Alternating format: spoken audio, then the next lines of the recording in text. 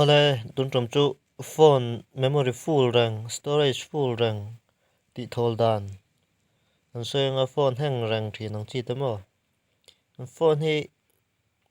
data chia man lo ang atan ma kan man lo hi tam thei khop maya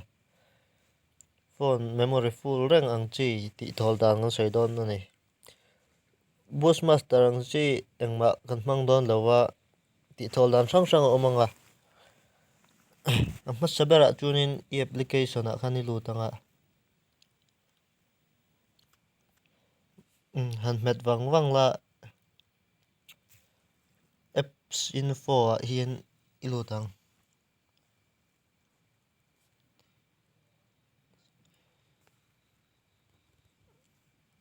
ta kun ilu tang storage dia kun app sau zong zong kha data I clear vek don ni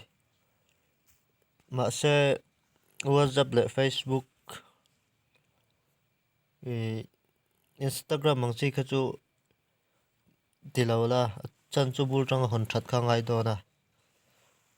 tarmax te po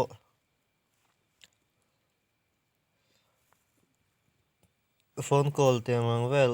apps nei ho zong zong kha data I clear vek ang chuan pahni na chuanin I file manager a han lut la application tangkai lo tam tak om don ni ei ting te application the file data chia le data man lo ei tam tak oma tia ten han lut chin lo ko eng ti na mani si lo wa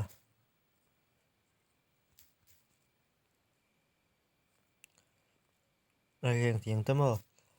khang tiang thil poimo ni lo ho zong zong kha delete le vekang ei file chung mi en fianga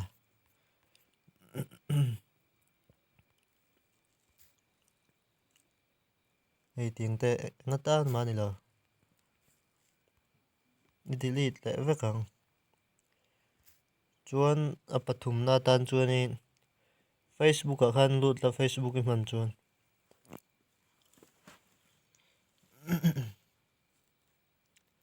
chuan hetlai dot pathum oma hi ni lu tanga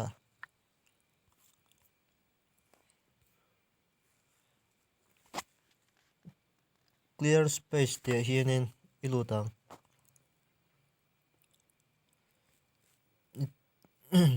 tikanga clear don ni chuanin khati ti zo huna khanin power button khan met wang wang la